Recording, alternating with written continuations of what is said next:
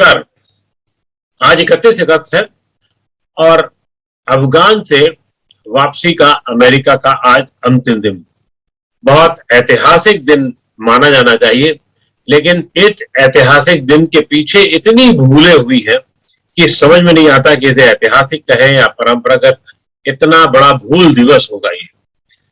याद कीजिए, जब तालिबान अंदर आ गया और उसने जो हमला किया उसमें कई अमेरिकी भी घायल हुए थे। शायद 13 घायल हुए, अमेरिकी घायल हुए थे और मरे भी थे। 13 लोग अमेरिकी मरे थे। और तब अमेरिकन राष्ट्रपति जो बाइडेन ने कहा था कि ना हम भूलेंगे और ना ही माफ करेंगे। तो उसके बाद से ऐसा क्या हुआ कि अफगानिस्तान से एक अजीबोगरीब स्थितियों में वापसी हो रही है। ना कि अमेरिका का कोई हमला नजर आया, ना ही कुछ और कार्रवाई नजर आई। आखिर है क्या मामला? क्या ये एक शर्मनाक हार अमेरिका की नहीं है? इन पूरे मसले पर बातचीत करने के लिए देश के विदेश मंत्री और वित्त मंत्री के रूप में काम कर चुके यशवंत सिन्हा जी हमारे साथ हैं। बहुत बहुत आभार सर आपका कि आपने नवोदय टाइम्स पंजाब केसरी को समय दिया। ये इस वापसी को, अमेरिका की वापसी को, आप अपने इतना लंबा कैरियर विदेश मंत्री होने के नाते भी, और खासतौर से जो आपका विदेश सेवा का इतना लंबा कैरियर रहा है उसका, तो पूरे दौर में आपने इसको जो देखा समझा है, इसको आप किस तरीके से इसका आकलन करेंगे सर?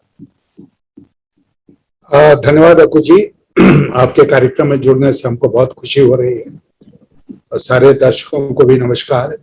जहां तक अफगानिस्तान का सवाल है और अफगानिस्तान में अमेरिका का सवाल है, तो आपने ठीक ही कहा कि बहुत शर्मनाक हार हुई है अमेरिका की।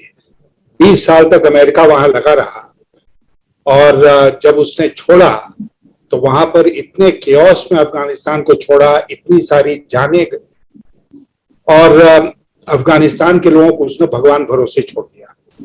जो उसके साथी वहां थे जिन्होंने सहयोग किया था, उनको भगवान भरोसे छोड़ दिया और तालिबान का कब्जा हो गया वहां पर। इससे अमेरिका की जो साख है दुनिया भर में, उसको बहुत धक्का लगा है और आने वाले बहुत दिनों तक अमेरिका पर विश्वास करके कोई अपनी नीति नहीं बना सकता है कि अमेरिका कहे कि हम तुम्हारी मदद करेंगे और उसके बाद उस मदद के आधार पर वो अपनी नीति बनाए और अमेरिका धोखा दे जाए। तो इसलिए अगर आप हमसे पूछें क्या सबसे बड़ा लूजर कौन है, तो शायद पहला तो मैं कहूंगा कि अफगानिस्तान की जनता है जो आज इतनी परेशानी झेल रही है, और दूसरा ये अमेरिका है जिसने अफगानिस्तान में अपने सिर को शर्म से झुका दिया। तो अफगानिस्तान 20 साल अमेरिका वहां रहा और सबसे जो आश्चर्य की बात है अकु जी, वो ये है कि इसी बीच में उन्होंने इतना sophisticated arms and equipments Afghanistan की फौज को दिया, जिस फौज ने कहीं एक जगह गोली नहीं चलाई, और वो सारा असला जो है वो आज तालिबान के कब्जे में है। और आसपास के पड़ोस के देश जो हैं, खास करके भारत, उसके बारे में लोग कह रहे हैं कि खतरा पैदा हो गया है क्योंकि इतने सोफिस्टिकेटेड वेपन्स आ गए हैं अब तालिबान के हाथ में, और पता नहीं आगे चलकर तालिबान का व्यवहार कैसा हो। अभी तो वो ठीक ठाक भाषा बोल रहे हैं, लेकिन आगे क्या करेंगे ये पक्का नहीं है। फिर हक्कानी नेटवर्क जो आज तालिबान का सहयोगी बना हुआ है, वो तो एक साफ टेररिस्ट ऑर्गेनाइजेशन है, तो उसका क्या रवैया रहेगा, दूसरे टेररिस्ट ऑर्गेनाइजेशन जो हैं उसका क्या रवैया रहेगा। तो ये सारा कंफ्यूजन जो है ये अमेरिका ने क्रिएट किया है और उसको पूरी तरह से जिम्मेदारी उसकी लेनी पड़ेगी बाइडेन साहब को। बाइडेन साहब के हाथ आज खून से रंगे। बिल्कुल ठीक सर, लेकिन एक चीज है कि क्या ये दोहा समझौते की विफलता है, या ये कि इसको अगर आप विश्व के मतलब सिर्फ अमेरिका और अफगानिस्तान के संबंधों को सिर्फ ना देखें, तो ये अमेरिका का इस तरह लौटना विश्व के लिए कितना घातक घातक है। और मैं तो ये कहूंगा कि इससे सबसे बड़ा सबक जो सारी दुनिया को लेना चाहिए और खास करके भारत को लेना चाहिए, वो सबक ये है आकू जी कि हम अमेरिका पर भरोसा करके नहीं चल सकते हैं। तो किस पर भरोसा हमको करना चाहिए? हमको भरोसा करना चाहिए यूनाइटेड नेशंस पर, संयुक्त राष्ट्र संघ पर।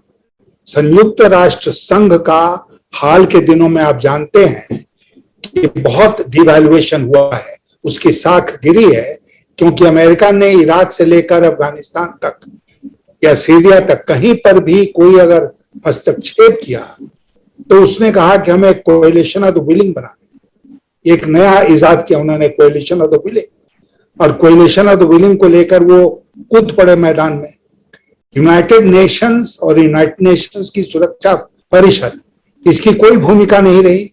आज उन्होंने हाल के दिनों में एक प्रस्ताव पारित किया है, लेकिन अब आने वाले दिनों में अमेरिका की अगर चौधराहट खत्म हो रही है दुनिया में, तो शून्य की स्थिति नहीं बनी रह सकती है। इसलिए आवश्यक है कि यूनाइटेड नेशंस अपनी भूमिका निभाए, और भारत आज सिक्योरिटी काउंसिल में है, इसलिए भारत के ऊपर ये जिम्मेदारी है को वो संयुक्त राष्ट्र संघ और खास करके उसके सिक्योरिटी काउंसिल को ये मशवरा दे कि आप दुनिया में जो आपके चार्टर के अनुसार आपको शांति बनाए रखना है, उस भूमिका को आप निभाइए। संयुक्त राष्ट्र संघ ने, जैसा कि आपने भी कहा कि जो ताजा बयान दिया है और भारत की जो वहां स्थिति है, ऐसे में मतलब वो बयान जो संयुक्त राष्ट्र संघ का है वो एक तरीके से भारत का भी ये इनके प्रकारेण बयान माना जाएगा, उससे जुड़ाव क्योंकि उनका ज्यादा है। दक्षिण अफ्रीका में, दक्षिण एशिया में क्योंकि भारत की बड़ी स्थिति है, बड़ी मौजूदगी है, तो कितने बड़े खतरे देख रहे हैं उस तरीके से आप उसको? देखिए, सबसे बड़ा खतरा जो दिख रहा है वो ये दिख रहा है कि अगर आगे चलकर तालिबान या तालिबान के सहयोगी जो संगठन हैं वो जिम्मेदारी के साथ व्यवहार नहीं करते,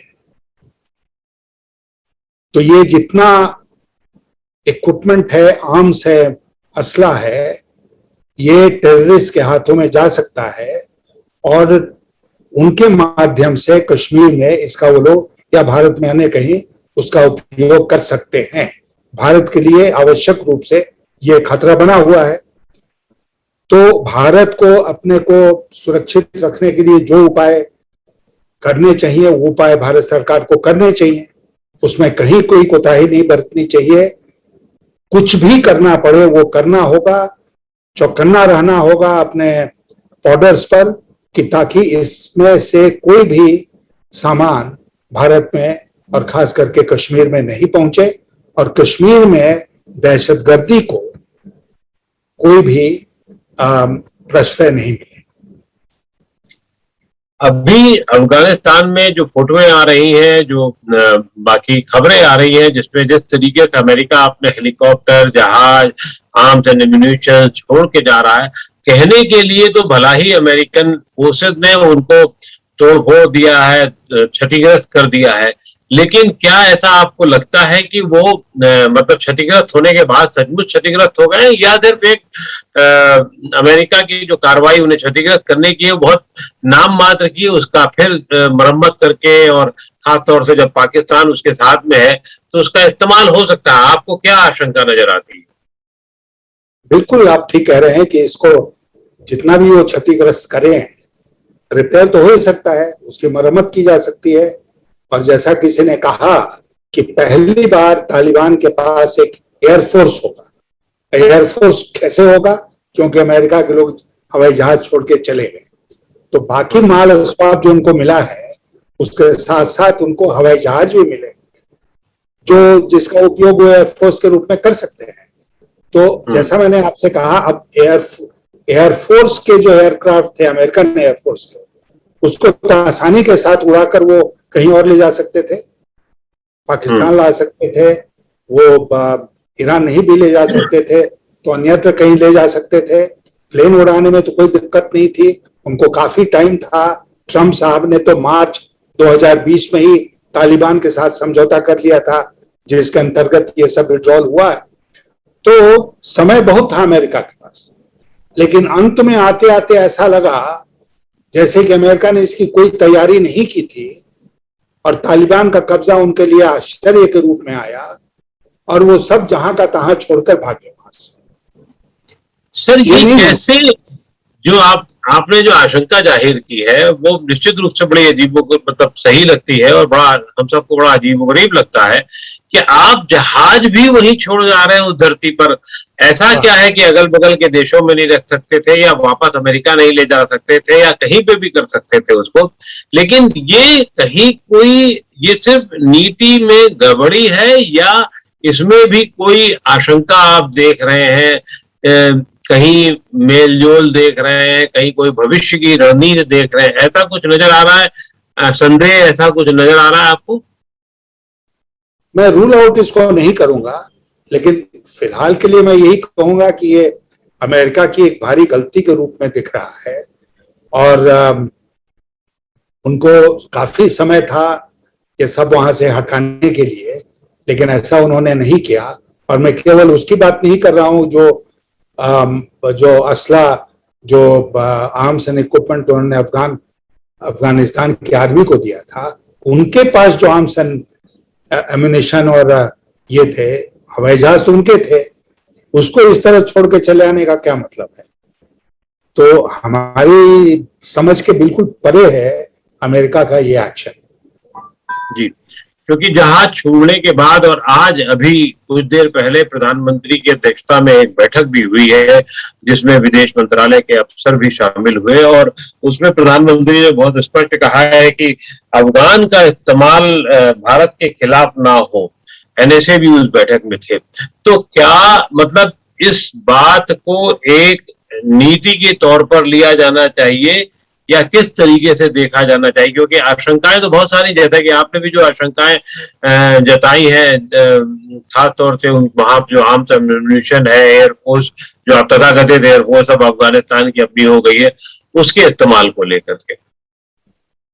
नहीं, भारत को बिल्कुल बहुत सावधान रहने की जरूरत है। मैं स्वागत करता हूं प्रधानमंत्री जी के न के इस सरकारी मीटिंग की, और या उसके पहले उन्होंने विपक्षी दलों के साथ जो मीटिंग की, बल्कि मैं इस बात का भी स्वागत करता हूं कि उन्होंने एक ग्रुप बनाया, हाई लेवल ग्रुप, जिसमें विदेश मंत्री भी हैं, नेशनल सुरक्षा सलाहकार भी हैं, और ये लोग लगातार नजर बनाए रखेंगे अफगानिस्तान के ऊपर ताकि भारत को कोई नुकसान नहीं हो। और मैं भारत सरकार से आशा करता हूं कि अगर किसी नुकसान का संकेत भी मिलता है तो भारत सरकार तत्काल कार्रवाई करेगी ताकि भारत को कोई क्षति नहीं पहुंचे। एक सवाल एक वर्ग देश में ये उठा रहा है, ये सवाल उठा रहा है कि भारत क्यों ना इस समय तालिबानों की मदद करे और उनकी मदद करके उनके साथ आना चाहिए। क्यों? क्योंकि अफगानी आवाम जो है वो तो मूल रूप से भारत के साथ रहा है और पाकिस्तान के साथ उतना नहीं रहा है। तो क्या इस तरीके की भी संभावना आपको नजर आती है कि भविष्य में तालिबानियों के साथ में भी भारत को काम करना चाहिए, बल्कि उसमें देर नहीं करनी चाहिए और वो काम शुरू कर देना चाहिए? क्योंकि तालिबानी नेताओं का भी जो अभी बयान आया है, वो चाहते हैं कि भारत से उनके संबंध रहे, चाहे वो चाबहार का मामला हो या गैस पाइपलाइन का मामला हो, वो चाहते हैं कि वो चले। देखिए, ऐसा है कि भारत तो उनके साथ बैठा था, तालिबान के साथ दोहा में जब बातचीत हो रही थी। तालिबान भारत में एक आतंकी संगठन नहीं है, जैसे वो तमिल टाइगर्स थे, एलटीटी था, उस तरह तालिबान को हमने टेररिस्ट ऑर्गेनाइजेशन घोषित नहीं किया है, और हम उनके साथ एक ही मेज पर बैठ के दोहा में बातचीत कर चुके हैं। और मुझे लगता है कि कहीं ना कहीं भारत सरकार तालिबान के संपर्क में है।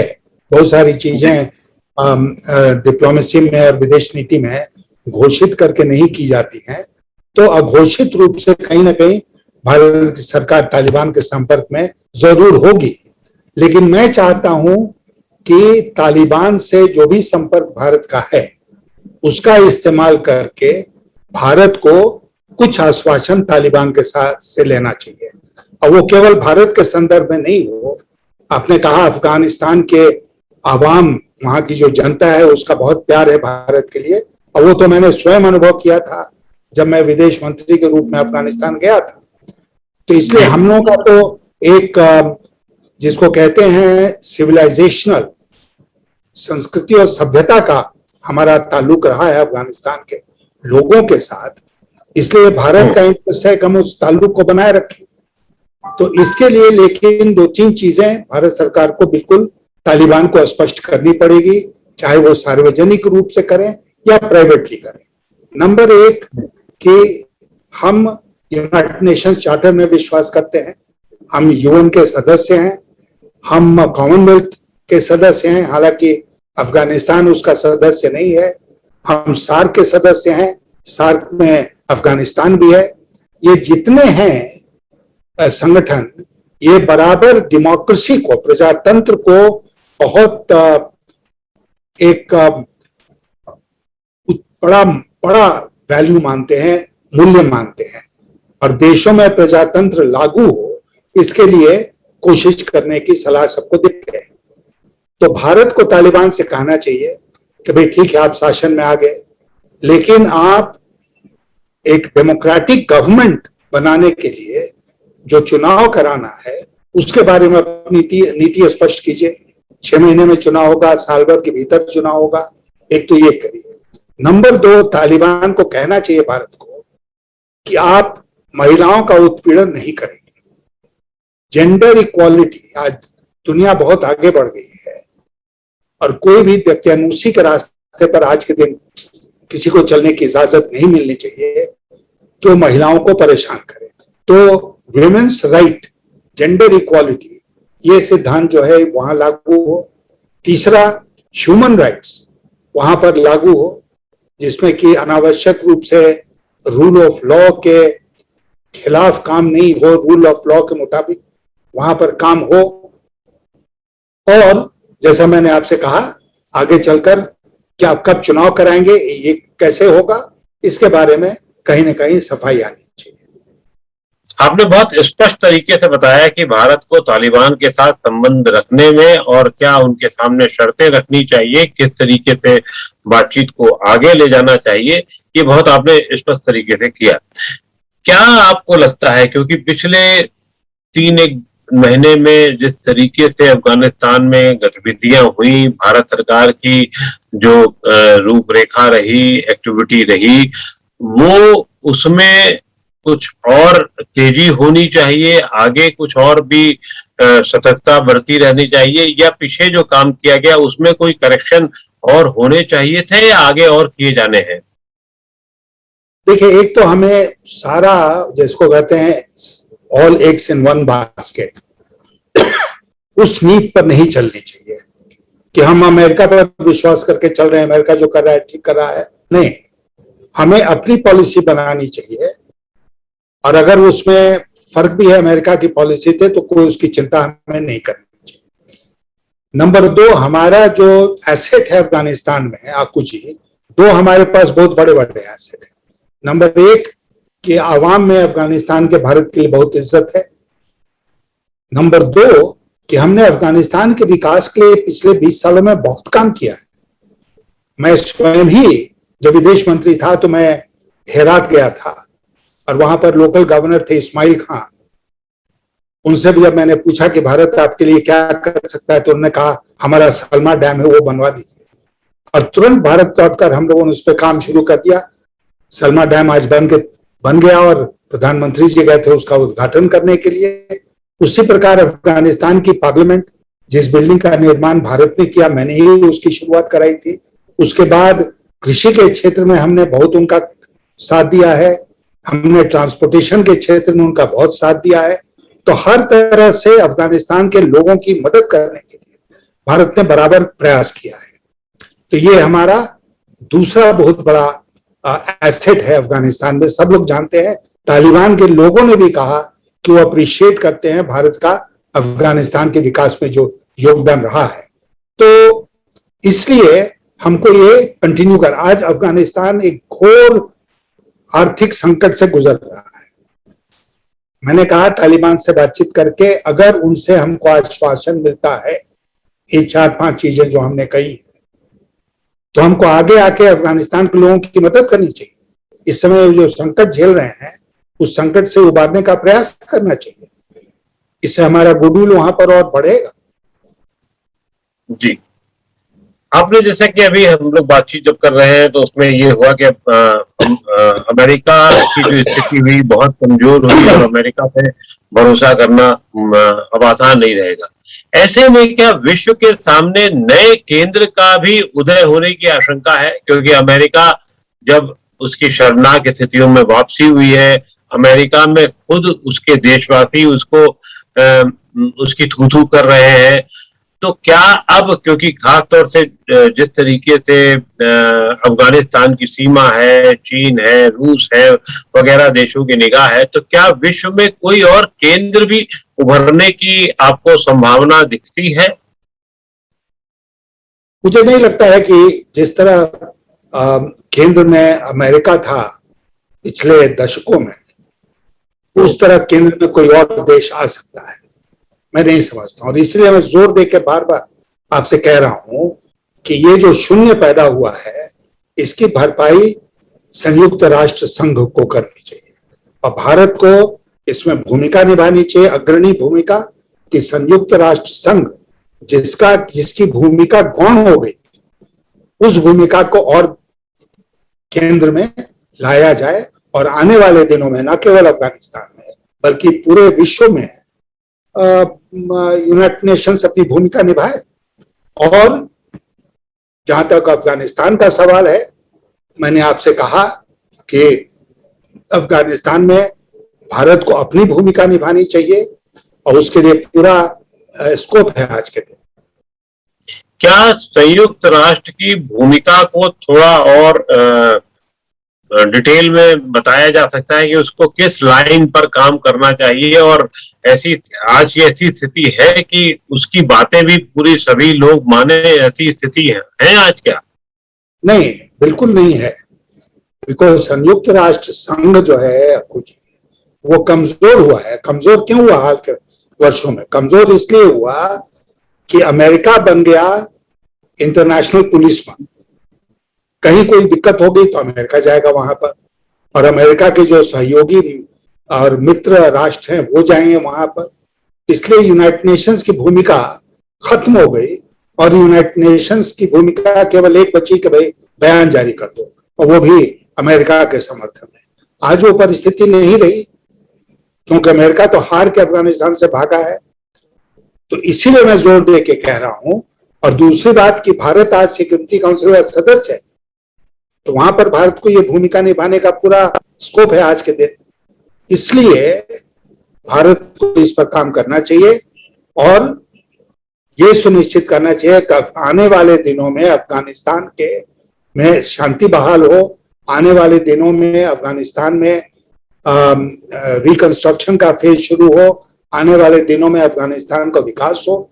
इसके लिए हम अफगानिस्तान के साथ मिलकर जो कर सकते हैं परस्पर तौर पर तो वो तो करेगी, लेकिन उसमें यूनाइटेड नेशंस की भूमिका निश्चित रूप से आने वाले दिनों में अफगानिस्तान में बड़ी भूमिकाएं पूरा विश्व निभा सके, ये हम उम्मीद कर सकते हैं। लेकिन ये पूरे रास्ते आसान नहीं है और खास तौर से विश्व के सामने अमेरिका ने जो अब शून्य पैदा किया है एक तरीके से, वो कैसे बढ़ता है हमें ये देखना है। और खास ये भी देखना होगा कि भारत अपनी जगह कैसे बनाए रख सकता है। भारत को क्या जो संकट के सामने आएंगे इनके आने के इस बात के गुजरने के बाद में वो कैसे उससे निपटते हैं, बहुत कुछ हम लोगों को भी सतर्क रहना है, देखना है। बहुत बहुत आभार सर आपका कि आपने नवोदय टाइम्स पंजाब केसरी को समय दिया और बहुत ज्ञानपूर्ण बातें बताई। शुक्रिया। बराबर, बहुत खुशी होती है आपसे बात करके। धन्यवाद। Thank you sir, thank you.